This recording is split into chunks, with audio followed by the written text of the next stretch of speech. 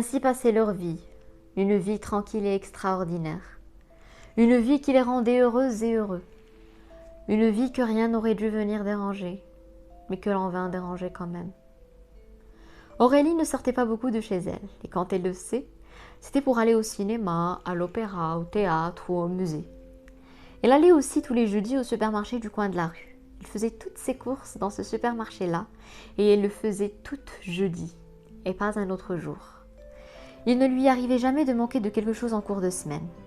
Elle avait toujours tout ce dont elle avait besoin au moment où elle en avait besoin.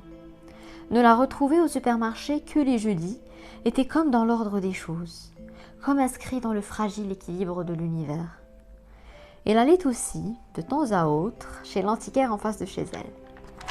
Sa boutique était très touchée par la magie de la maison d'Aurélie. Il faisait de bonnes affaires et avait des fragments historiquement uniques. Aurélie aimait se perdre entre les rayonnages de la boutique d'antiquité, acheter une énième chose du passé et discuter ensuite avec M. Gérald, l'antiquaire, autour d'une tasse de thé. Ça lui rappelait ce que les humains nommaient le bon vieux temps. Et qu'est-ce qu'ils avaient raison de l'appeler ainsi. La vie était paisible sur l'avenue des Thermopyles. C'était une avenue à l'apparence normale, mais à l'âme enchantée. On s'y plaisait, on aimait y flâner, on aimait s'imprégner de sa magie. Parce qu'enfin, qu'y avait-il de plus enchanteur qu'un petit quartier où tout le monde se connaissait et où, en plus, habitait une sorcière de plus de 1000 ans et ses 3 chats non moins sorciers.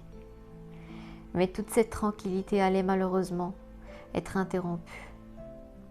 C'était une agréable après-midi du mois d'octobre. Le soleil dorait tranquillement les feuilles d'arbres. Le jardin d'Aurélie somnolait.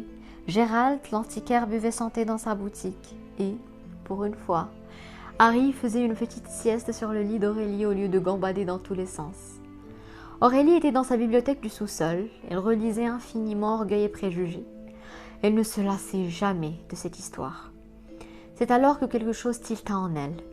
Il y avait quelque chose qui clochait. Elle pouvait le sentir, et elle avait raison. À peine eut-elle le temps de lever la tête et de se tourner vers l'escalier qu'elle vit Charles-Édouard dévalant les marches.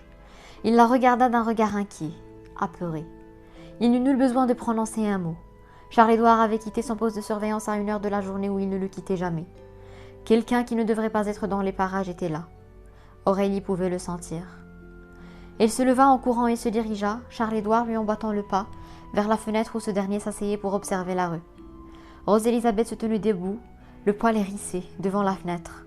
Elle se retourna vers son ami et lui dit « Il est là ». Aurélie n'avait nul besoin de se poser la question pour savoir qui était il.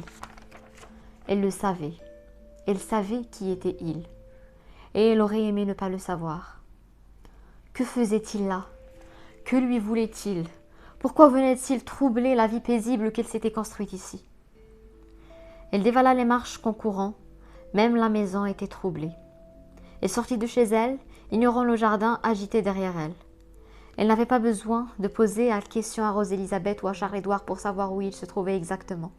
Elle arrivait parfaitement à sentir où il était, à sentir son énergie si particulière qu'elle avait cru avoir oubliée. Elle se hâta en direction du supermarché et s'arrêta net devant la porte pour prendre un grand souffle. Cela faisait si longtemps qu'elle ne l'avait pas vu. Dans son élan de colère, elle n'avait pas réalisé avant maintenant à quel point cela faisait longtemps qu'ils ne s'étaient pas vus et ce que cela lui ferait de le revoir aujourd'hui. Elle entra au supermarché. La jeune étudiante qui y travaillait à mi-temps et les 2 vieilles voisines qui s'y trouvaient portèrent sur Aurélie un regard ébahi. Nous n'étions pas jeudi et Aurélie était là, dans le supermarché. Mais qu'est-ce qui ne tournait pas rond sur terre aujourd'hui? Aurélie marchait pleine de confiance, le pas décidé. Elle parcourut les rayonnages en direction du rayon laiterie, où elle le vit, lui qui la regardait aussi, lui qui l'attendait, lui qu'il avait tant aimé et tant détesté, il y a de cela 231 ans.